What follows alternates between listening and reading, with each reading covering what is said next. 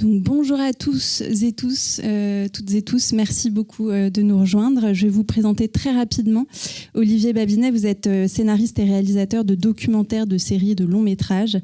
Vous êtes notamment le réalisateur du documentaire Swagger, qui est issu d'un travail d'atelier que vous avez mené avec des élèves à Aulnay-sous-Bois, qui a été sélectionné à la CID notamment. Vous êtes auteur de films de fiction, long métrages de fiction comme Poisson Sexe ou Normal, sorti en 2023. Et vous êtes également l'auteur de Bidule, une série Le Bidule, une série diffusée sur Canal+ dans les années 2000. Camille Bréchignac, vous êtes curatrice et théoricienne de l'art. Vous vous intéressez particulièrement aux pratiques spéculatives et à l'imagination radicale. Et vous êtes membre du comité artistique du Féral. Grégory Chatonsky, vous êtes artiste, vous vous intéressez depuis les années 90 au web et aux nouvelles potentialités de narration qui émergent du réseau. Et vous êtes, progressivement, vous avez aussi appréhendé dans votre pratique artistique l'émergence aussi de la question des algorithmes dans le processus créatif. Et vous êtes aussi plus récemment co-auteur du script de l'intelligence artificielle qui est à l'origine du projet du Féral, dont vous allez nous dire quelques mots. Et Élie Nebeau, vous êtes chargée de projets éditoriaux de transformation numérique au sein de MK2+, et vous travaillez notamment sur le Artefact AI Film Festival, donc un projet initié par MK2. Donc on va commencer peut-être avec vous, Olivier, en tant que cinéaste, auteur-réalisateur.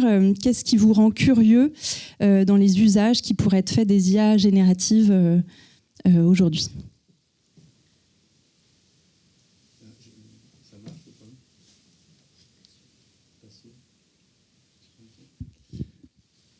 Ce qui me rend curieux, moi je ne suis pas du tout un technicien, je suis complètement autodidacte et donc je suis toujours un peu perdu avec la technologie.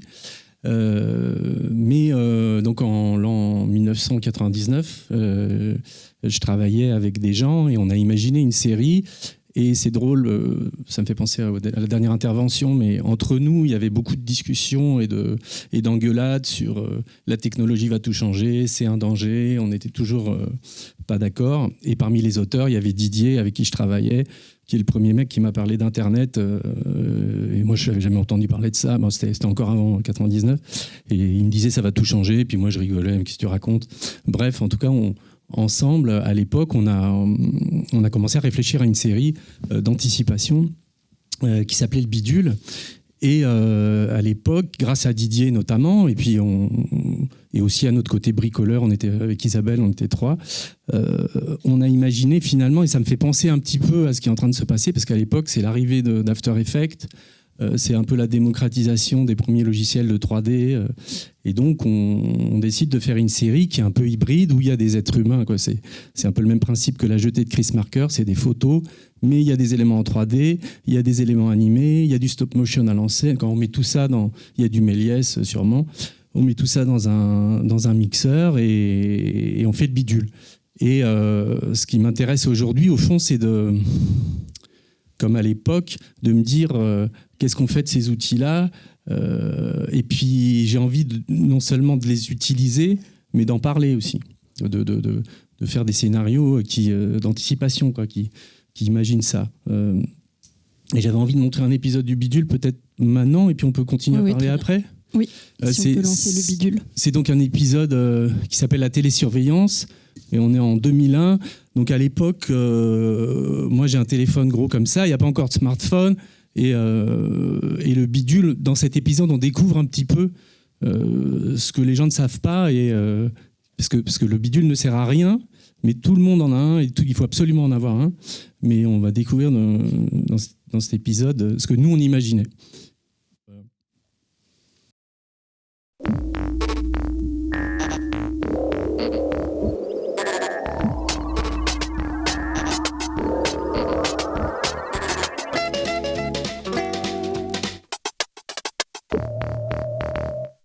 L'autre fois, en revenant du supermarché, Salut Patricia! on est passé chez notre voisine Patricia pour l'inviter à dîner. Mais elle voulait pas. Laissez-moi seule! Elle voulait plus jamais dîner, plus jamais voir personne. Qu'est-ce qui se passe? C'est affreux! Elle hurlait que c'était affreux. Je suis énorme! Qu'elle était énorme, qu'elle avait pris 500 grammes. Vous voyez pas? c'est horrible. Elle disait que c'était horrible, qu'Henri, son chéri, voudrait plus jamais la voir. Bye bye, Boudin.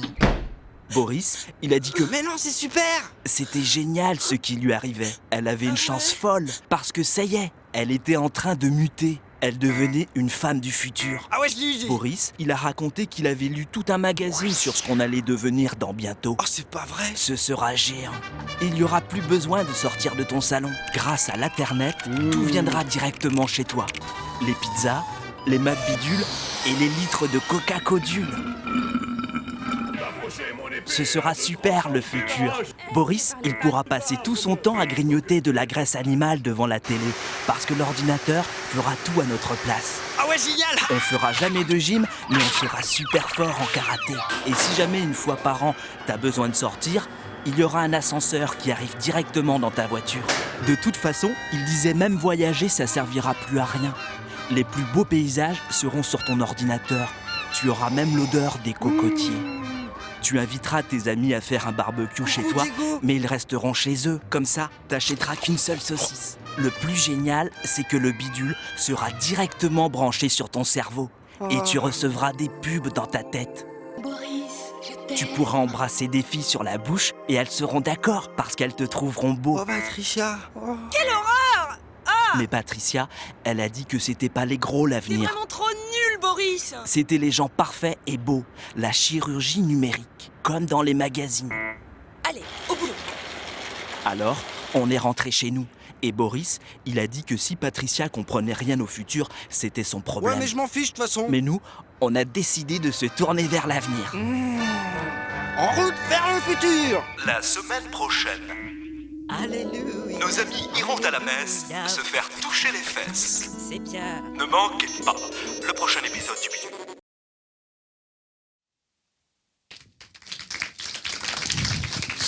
Alors, qu'est-ce que deviendrait le bidule à l'heure des intelligences artificielles génératives et voilà, et comment aujourd'hui vous appréhendez ces technologies pour éventuellement les intégrer dans votre travail de création?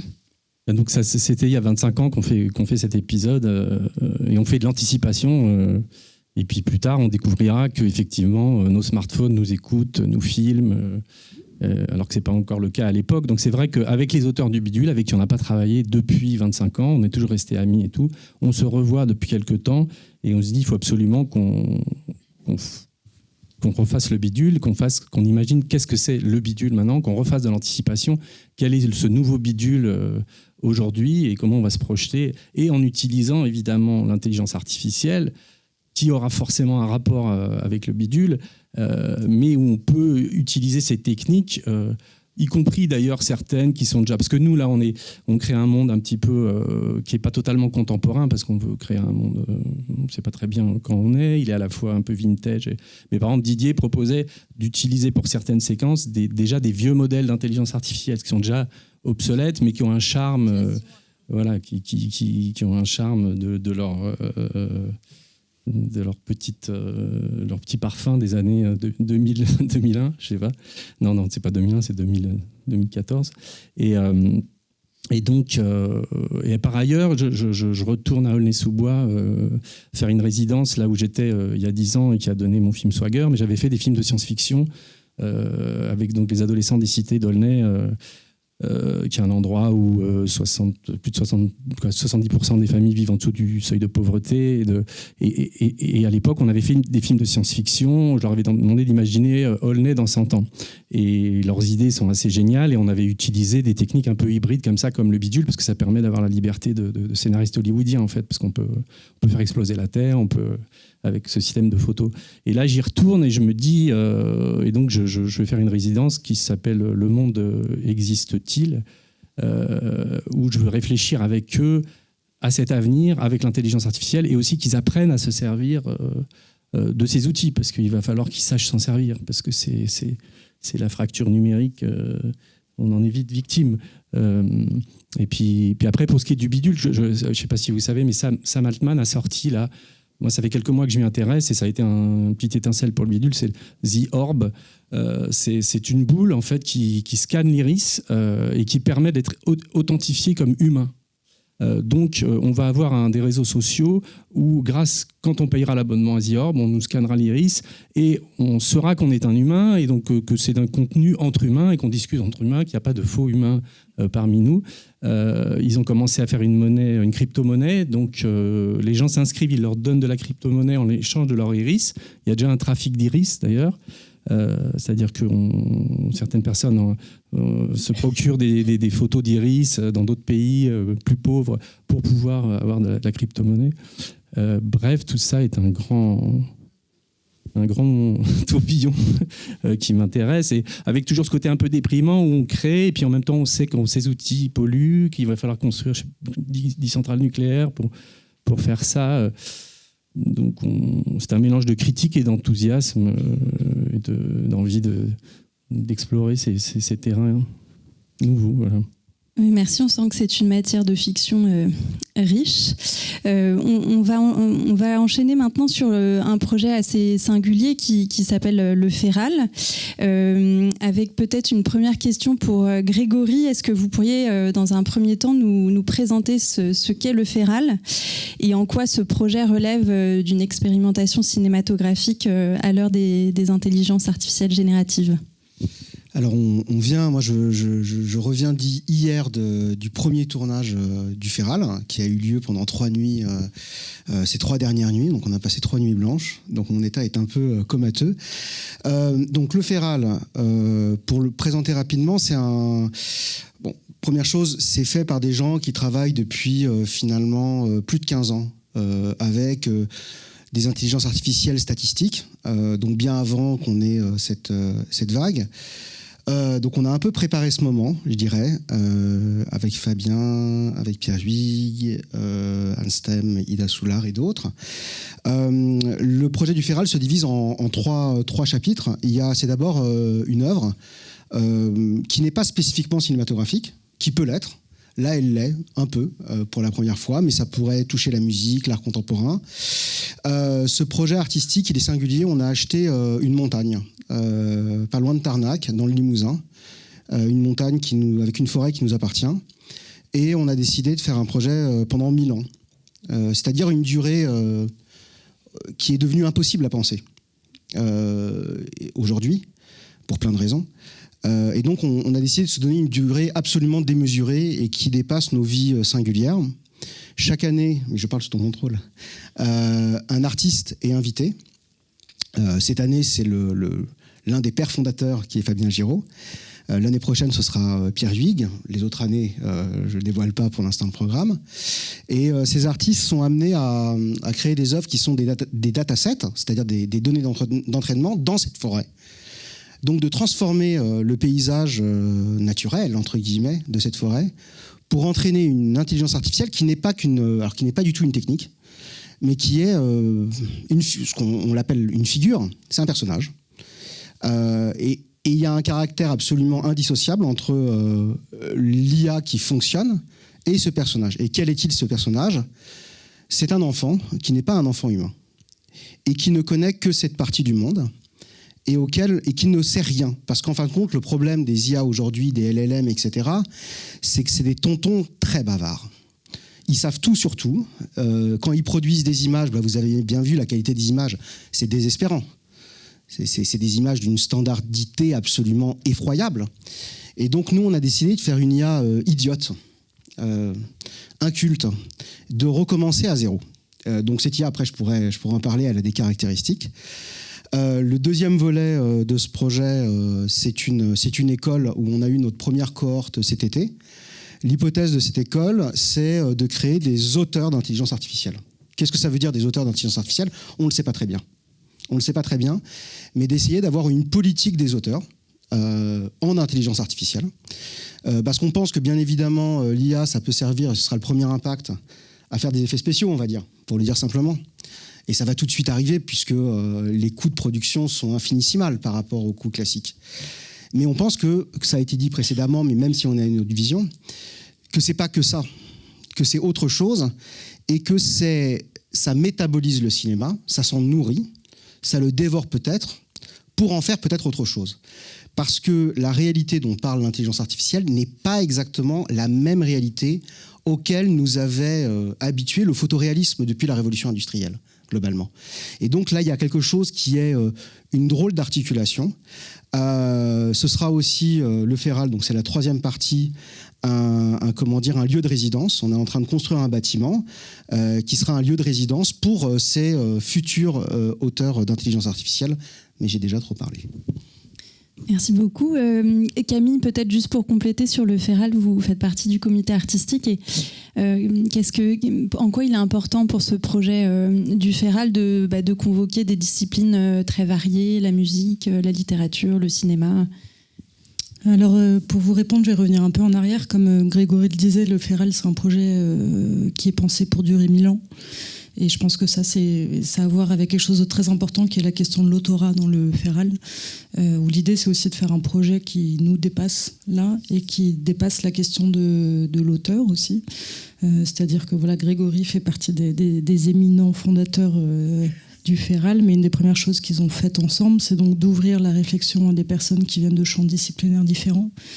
Donc voilà, Grégory parlait de la musique, mais il faut aussi parler de philosophes, de penseurs, de musiciens, ça peut être n'importe quoi, des ingénieurs, des scientifiques aussi, mais pour élargir un peu les perspectives possibles sur ce que cette intelligence artificielle va pouvoir créer, mais va pouvoir nous faire à nous aussi, et d'avoir cette espèce d'idée un peu d'une population humaine, disons, mais en tout cas d'avoir un comité de personnes assez larges et assez différentes qui viennent de géographies différentes aussi, de backgrounds socioculturels différents, de générations différentes, et que le Féral appartienne pas entre guillemets à 4 personnes qui se connaissent depuis longtemps, qui ont une vision sur la société assez précise aussi. Donc voilà, la manière dont le projet est pensé, la manière dont le projet agit, je pense pose des questions aussi fondamentales sur la question de l'autorat. Voilà. Dans nos échanges préparatoires, il y avait aussi une question, vous abordez aussi des questions de frugalité de façon assez spécifique dans ce projet-là. Est-ce que vous pourriez aussi en dire quelques mots sur le fonctionnement de cette IA, comment elle est nourrie? Oui, c'est quelque chose qui revient souvent, hein. C'est l'étrange conjonction entre cette surproduction médiatique absolument insensée, dont on se demande même la signification, puisque maintenant on fait des médias de médias, des images d'images, des textes de textes. Et puis l'époque dans laquelle on vit, où la survie de l'espèce humaine, sans être pessimiste, mais juste factuel, la survie de l'espèce humaine dans le siècle à venir n'est pas du tout assurée. Et quelle est la conjonction entre les deux? Et c'est pour ça que souvent, quand on parle d'IA, on parle de... Alors il y a la consommation énergétique, mais il y a surtout, beaucoup plus important, la consommation minérale, qui a un impact environnemental absolument monstrueux. Il est évident quand Google parle gentiment de ses modèles VO, derrière, il y a des problèmes géopolitiques. L'ensemble des entreprises de la Silicon Valley ont tourné leur veste aux fascistes. Et Donald Trump, aujourd'hui, un ensemble d'activités extraterritoriales des États-Unis consiste à capturer des minerais pour l'intelligence artificielle. Donc on parle de choses très concrètes avec des impacts guerriers, militaires extrêmement concrets. L'une des raisons de cette surconsommation énergétique et minérale, c'est qu'il faut s'imaginer que quand on parle de modèles comme ChatGPT, VO ou d'autres, de plateformes, finalement, ce qui se passe, c'est que y a des millions de personnes qui tapent en même temps dans les mêmes serveurs. Des millions de personnes. Et que ces serveurs doivent répondre rapidement dans des délais raisonnables. Donc, bien sûr, ils sont surdimensionnés. Donc nous, ce qu'on est en train de développer, c'est une IA, alors on joue la métaphore locale, mais qui est concrète aussi, c'est-à-dire c'est une métaphore qui n'utilise pas les plateformes, qui est localisée au Féral, dont on fait en grande partie nos propres entraînements, et qui d'un point de vue énergétique aura un rythme circadien. Parce que l'une des difficultés qu'on a dans notre rapport à la technique, c'est la disponibilité constante, permanente des techniques qui doivent répondre à la minute. Nous, notre IA sera alimentée par des panneaux solaires et la nuit, elle va dormir.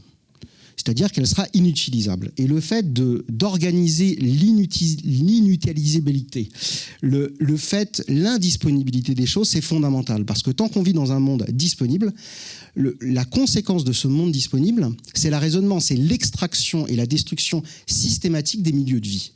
Donc nous, on essaye d'organiser, un peu comme un organisme vivant, des cycles de jour et de nuit. et le fait que nous ne pouvons pas l'utiliser toujours. Par ailleurs, on essaye aussi que l'ensemble de nos datasets soit, puisque le territoire limousin, c'est un territoire de granit, soit intégré au granit et puisse s'enfoncer dans les siècles à venir, dans les granites, pour peut-être d'autres espèces qui arriveront. Merci beaucoup. Peut-être avant de rebondir sur tout ce que vous avez dit, on va s'intéresser aussi à l'initiative portée par MK2 avec vous, Élie. Donc peut-être est-ce que vous pourriez nous dire comment est né ce projet de l'Artefact AI Film Festival dont vous lancez cette année la 2e édition. Voilà, comment est né ce projet? Quels ont été les constats de cette première édition dans un premier temps? Alors déjà, bonjour à toutes et tous. Alors ce projet est né évidemment, comme toutes les personnes ici, je pense, d'un fort intérêt dès l'émergence de ces outils sur les impacts potentiels qu'ils pourraient avoir sur nos métiers, chez MK2, mais aussi sur l'ensemble de l'industrie. Et pour vous donner un peu de contexte, ça fait 3 ans que chez MK2, on se forme. On se tient au courant, on tient une veille aussi sur tous les outils qui sortent, sur les manières dont elle peut influencer nos métiers, les métiers liés directement à la création cinématographique, mais aussi à d'autres processus à l'intérieur de l'entreprise.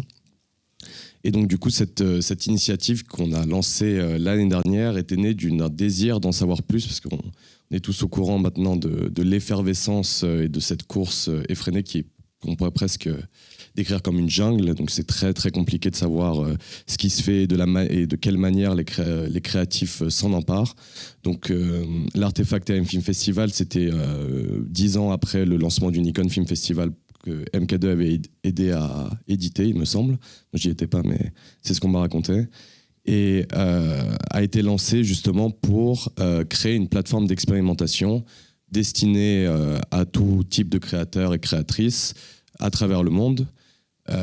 Ce qui nous a donné énormément et dans les règles du festival, en fait, nous avons implémenté la nécessité pour chaque personne soumettant un court-métrage de nous donner un journal de bord, un journal de production, si vous voulez, décrivant les outils utilisés dans chaque phase de production, pourquoi, comment, aussi de renseigner leurs prompts pour assurer qu'on ne se retrouve pas avec des films qui soient créés uniquement à la manière d'eux. C'est souvent le début des prompts, c'était beaucoup comme ça. C'est que fais-moi un plan à la manière de Wes Anderson, ça on l'a beaucoup vu, et c'est beaucoup les usages qui sont plébiscités par les plus gros éditeurs de solutions éditrices de génération de vidéos et d'images. Et donc tout ça nous a donné au fil du festival, on a reçu 250 participations venant de 35 pays, venant de profils vraiment différents. On avait des réalisateurs et réalisatrices confirmés, des gens encore en école, assez peu, des graphistes ou des créateurs de contenu sur diverses plateformes qui s'y sont essayés, avec du coup un panel de données et de méthodes de fabrication qui sont ouverts à nous. Et ce qui était très intéressant, c'est que du coup pour l'année dernière, on avait un workflow qui revenait autour de 85 à 90% des cas, qui était la génération d'un storyboard sur Midjourney, l'animation par Runway et l'utilisation de logiciels comme Eleven Labs ou Suno pour la création de musique et de voix off. Donc c'était assez intéressant de voir que déjà on avait, à travers ces 85 à 90% des cas, on avait effectivement une standardisation des images et des récits qui était quand même assez impressionnante.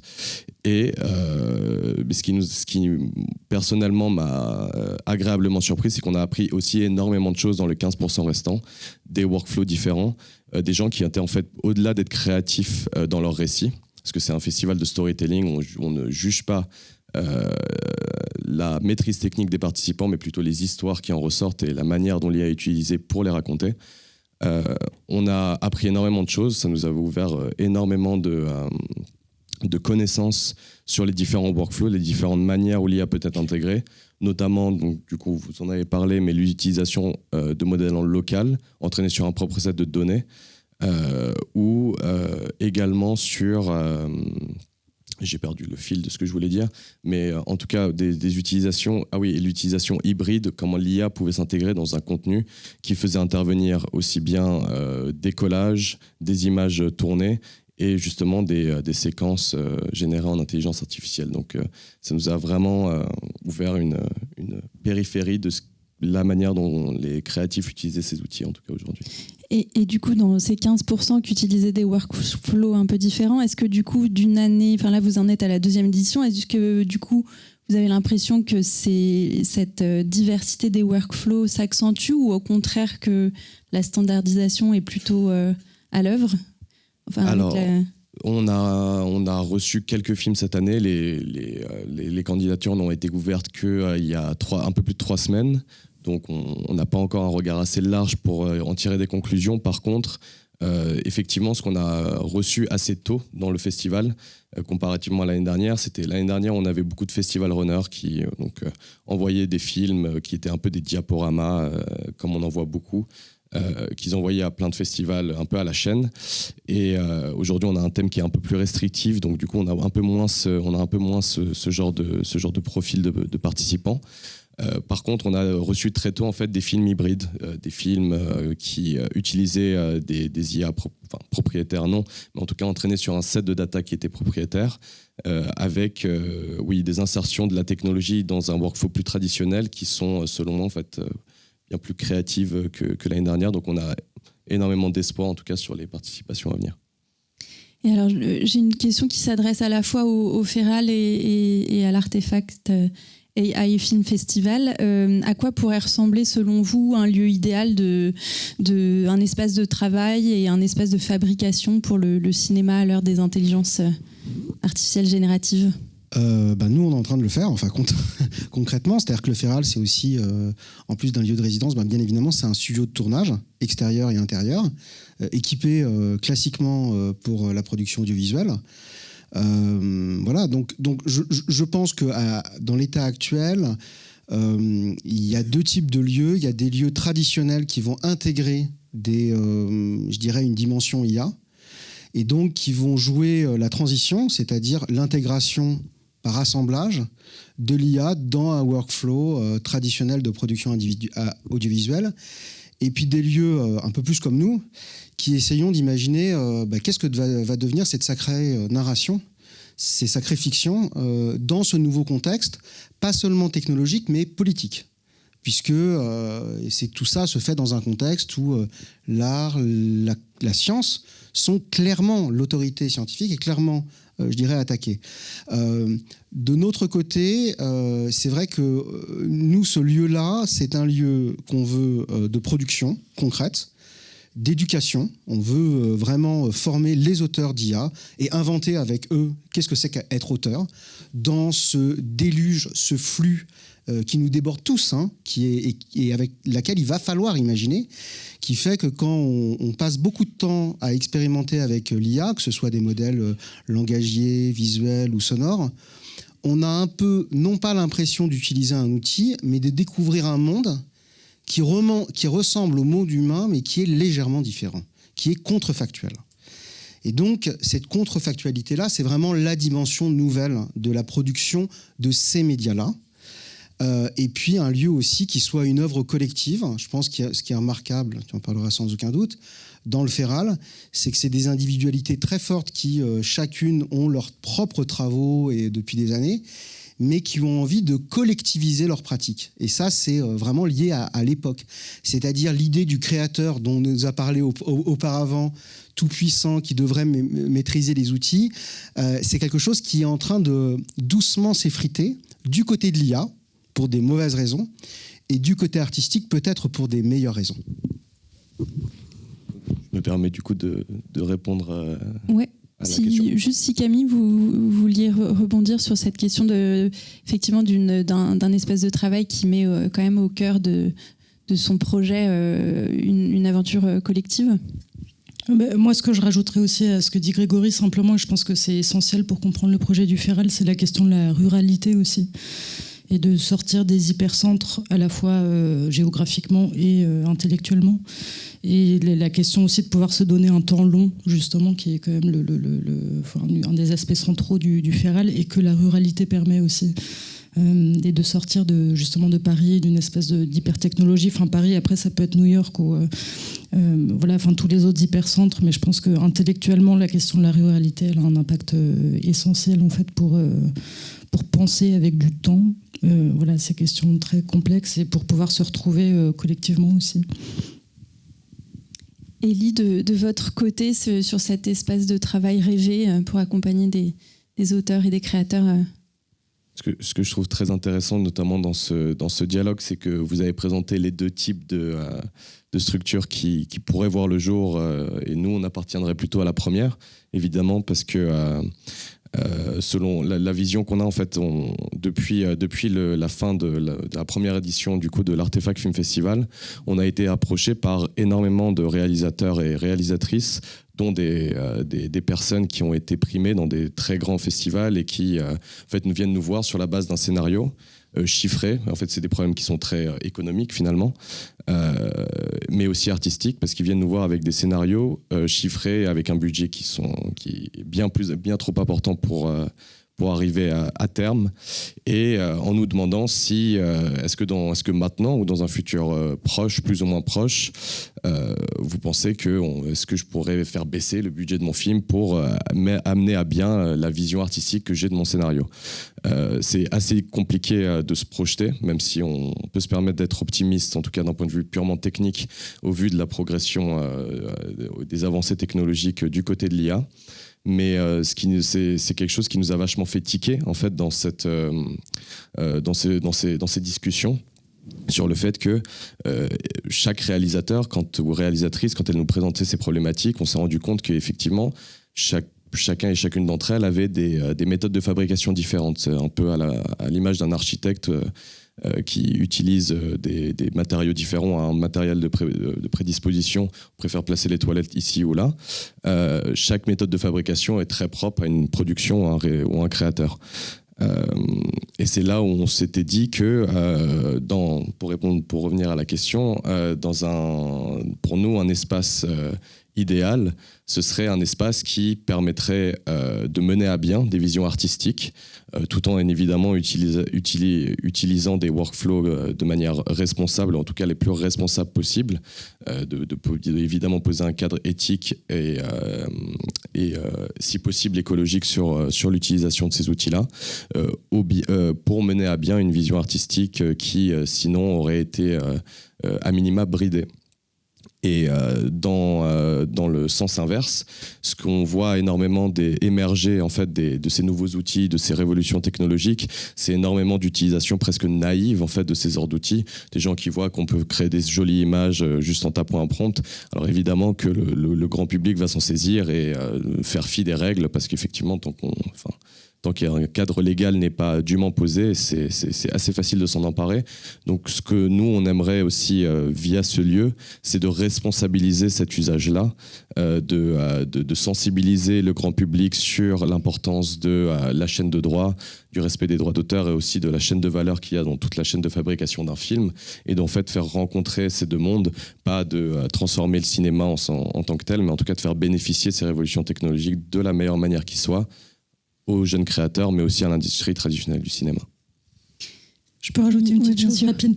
Simplement, le projet du Féral est tellement complexe que c'est dur de parler de tout, mais quelque chose que Grégory a évoqué, c'est donc la manière dont le Féral fonctionne, c'est que les artistes vont venir produire des œuvres qui vont créer cette espèce de dataset pour l'IA. Je pense que c'est très très important de préciser que ces artistes peuvent faire le choix de ne absolument pas utiliser d'IA en fait pour faire leurs œuvres. Donc l'exemple classique qu'on prend habituellement, c'est un poète peut venir et simplement lire un poème à l'IA. Et je pense que, pour répondre à cette question du lieu, en tout cas, je pense que ce que le Féral permet aussi, c'est d'avoir d'autres types d'engagement avec l'IA que simplement est-ce que je l'utilise dans mon travail créatif ou pas. Il y a une des grosses questions que le Féral pose aussi, c'est qu'est-ce que l'IA nous fait en tant qu'humain d'abord, en tant que créateur ensuite. Mais ce que le Féral permet, c'est à des musiciens de venir et de jouer un morceau de musique à 10 endroits différents de la montagne, et de voir ce que ça fait en fait, mais sans que la création, la musique, l'autorat n'implique un workflow avec de l'IA. Et donc là, l'IA arrive après coup aussi en fait. Enfin, elle peut. En 30 secondes, l'un des premiers usages dans le cadre de la production du visuel, c'est la réduction des coûts. C'est la réduction des coûts finalement. Et c'est un cheval de Troie. Il ne faut pas se leurrer, c'est un cheval de Troie. Ça va être la première demande. Au niveau européen, au niveau français, nous n'aurons une place dans ces immenses mouvements que si on expérimente absolument ces choses-là en fin de compte. Et si on les expérimente aussi en dehors des cadres organisationnels, narratifs, que nous connaissions dans l'audiovisuel. Donc le Feral, ça se veut un point de jonction entre, on a eu un tournage tout à fait classique là avec une équipe de tournage, des outils classiques de production audiovisuelle et des productions absolument radicales parce que quelque chose va émerger de cette manière non pas de capturer la réalité et la lumière, mais de générer des choses ressemblantes qu'il faut à tout prix mettre en œuvre. Et là où, je dirais, au niveau européen, puisque j'étais aussi dans toutes ces discussions au niveau européen, c'est que il ne faut pas fonder seulement la stratégie sur la mise en place d'outils qui pourraient être, je dirais, des outils majeurs au niveau mondial, mais sur des usages et donc sur des auteurs. Parce que là, il y a un vrai savoir-faire qu'il faut inventer et on a les ressources intellectuelles beaucoup plus que d'autres pays pour pouvoir élaborer ces auteurs. Alors ça m'amène peut-être à la dernière question de cette rencontre. On voit bien que du coup le développement des usages liés aux intelligences artificielles génératives dans nos filières pose des questions au croisement effectivement des réflexions esthétiques et technologiques. Mais est-ce que du coup ces intelligences artificielles génératives nécessitent de revoir aussi le rapport à la technicité ? Parce que est-ce que dans cette logique d'appropriation, est-ce qu'il faut que les auteurs soient, on va dire techniquement, les mains dans le cambouis ? Moi, je suis artiste plasticien, donc je suis quelqu'un qui travaille en atelier et j'aurais une tendance à dire que l'IA, c'est pas un moyen pour réaliser des visions. Ça peut être ça, mais si on se limite à ça, ce sera absolument insuffisant. C'est un monde un peu nouveau, qui ressemble au nôtre, et dans lequel ça a été dit précédemment par la personne pour Google, dans lequel il va falloir un peu s'immerger. Donc, il ne faut pas nécessairement être technicien, mais première chose, effectivement, comprendre tout de même les mécanismes fondamentaux qui sont relativement, étonnamment simples, mais de comprendre, parce que quand on parle de copie, etc., moi, ça me pose des problèmes absolument énormes. Je ne vois pas comment ça peut copier les choses. Et puis, de prendre le temps d'expérimenter. Non pas d'arriver avec un scénario déjà écrit, de dire « Allez, l'IA, fais-moi ça, danse devant moi », mais d'expérimenter, parce que c'est ce qui a été dit. Moi, ça fait une quinzaine d'années que je travaille vraiment tous les jours avec ça. C'est que ça nous aliène, en fin de compte, mais pas dans un sens négatif. C'est-à-dire que ça transforme aussi nos imaginaires, nos manières de... Parfois, ça nous donne aussi des idées, des choses qu'on essaye de poursuivre. Et donc, il y a cette temporalité d'expérimentation auquel on n'est pas toujours habitué dans la production audiovisuelle. Ça peut poser un problème, c'est la question du temps de développement, etc. Et créer des lieux très rapidement en France qui donnent cette qualité temporelle de l'expérimentation, c'est fondamental stratégiquement parlant. Parce qu'il y a un enjeu tout de même à très grande échelle. C'est pas seulement des choses bizarres, c'est aussi l'industrie culturelle. Et donc de pouvoir, parce qu'aujourd'hui, vraiment, la richesse, ça va être d'avoir accès à ces workflows et d'avoir le temps de les expérimenter et pas seulement d'avoir des techniciens qui sont un peu comme des gens qui font des effets spéciaux et de leur dire maintenant fais-moi un requin dans l'espace, quoi. C'est pas ça le sujet. C'est vraiment de l'expérimenter et de découvrir ce monde comme à la fin du 19e siècle, le monde de la lumière a été découvert. Et moi, ma réponse, je vais prendre un petit exemple. Je sais pas, par exemple, au début d'Internet, quand Yahoo, Google sont apparus, les moteurs de recherche, on ne demandait pas à qui que ce soit de savoir coder, en fait. Alors que c'est devenu des outils absolument essentiels dans nos vies quotidiennes. Par contre, la question qui se pose avec Google aujourd'hui, et en fait qui est encore empirée par l'IA, Aujourd'hui, c'est la question de politiquement, qu'est-ce qu'il y a derrière Google, quels sont les résultats qui nous sont montrés sans qu'on puisse avoir un contrôle sur ce processus politique derrière. Et je pense que la question de l'IA, elle est essentielle. Grégory en parlerait bien mieux que moi, mais je veux dire, l'extrême droite, c'est vraiment accaparer l'IA aujourd'hui. On a beaucoup de mal à avoir la distance sur ce que ça nous fait. Par exemple, quand on fait un prompt sur ChatGPT et qu'on a une réponse.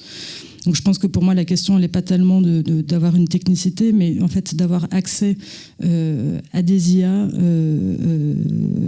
qui politiquement soient... Pardon ? D'avoir accès à des outils vertueux et puis une compréhension des mécanismes. Voilà, qui soient éthiques, qui soient responsables et qu'on puisse utiliser l'esprit libre, en fait. Parce qu'on ne va pas demander à tout le monde de savoir coder une IA. Voilà. Donc pour moi, la question, elle est plus politique.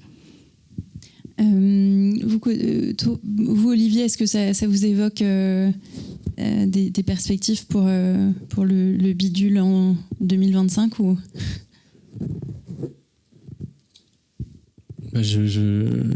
Moi, je veux aussi que je vais mener en parallèle. Après, j'ai d'autres projets qui vont avoir des fois avec ça, mais cette année, moi, ce qui va m'intéresser, c'est à la fois de faire cette résidence à Aulnay, donc avec des adolescents, et de parler avec eux de comment ils se projettent là-dedans, leur futur, et d'apprendre avec eux, parce que moi, j'ai pas cette pratique directement pour l'instant. Je suis plutôt habitué au cinéma et j'aime beaucoup ça. D'ailleurs, chaque corps de métier amène quelque chose et amène plus loin que ce qu'on avait imaginé. Et puis des fois, on tourne une scène et elle est plus belle que ce qu'on a imaginé pendant 4 ans parce que le chef décorateur, le chef costumier, tout le monde a mis. Donc j'aime bien parler à des gens qui ont des métiers précis. Là, je vais essayer de mettre les mains dans le cambouis avec eux. Et je pense qu'ils vont apprendre même plus vite que moi. Mais cette interaction entre nous m'intéresse beaucoup. Et je pense qu'elle va nourrir le bidule. Après le bidule, on commence à être avancé. Mais le nouveau bidule, oui, il est plus petit et il flotte comme ça à côté du visage de ceux qui ont les moyens de l'acquérir. En fait, c'est une société où il y a des castes, où on n'est pas tous égaux et on n'a pas accès aux mêmes choses selon si on a le dernier bidule ou le vieux modèle. Voilà. Élie, peut-être un dernier mot sur cette question de comment dans cette logique d'appropriation des outils, le degré de technicité, de compréhension des outils mobilisés. Je rejoins un peu le point de vue de Grégory et Camille sur le fait que je pense que pour utiliser les outils de la bonne manière, il faut avoir conscience et une connaissance, même si elle est de surface, en tout cas un minimum de connaissance sur la manière dont ils fonctionnent. Et effectivement, ça c'est aussi un constat qu'on a eu pendant la première édition de l'Artefact Film Festival, c'est beaucoup de gens qui utilisaient ces IA et qui avaient des sujets portés par exemple sur un pays qui n'était pas les leurs, ne se rendaient pas compte à quel point les images qu'ils généraient étaient biaisées par les données d'entraînement de l'IA. Aujourd'hui, si on veut tester une IA rapidement sur son ordinateur, on va aller chez une start-up ou un géant qui est basé aux États-Unis, dont les données d'entraînement sont principalement issues des données, de la vision américaine des choses et des autres cultures, et ça va parfois un peu plus loin, notamment par des visions politiques. Donc je pense que oui, il y a cette responsabilité à avoir qui, selon moi, vient de la connaissance pour le coup. Et puis une meilleure connaissance de l'outil va permettre aussi d'être plus créatif avec le workflow et de trouver des alternatives aussi qui serviront la créativité. Merci. Juste peut-être s'il y a une question dans la salle pour nos intervenants et intervenantes. Merci en tout cas, un grand merci à tous les 4 pour votre participation et on va donc parler d'IA frugale maintenant.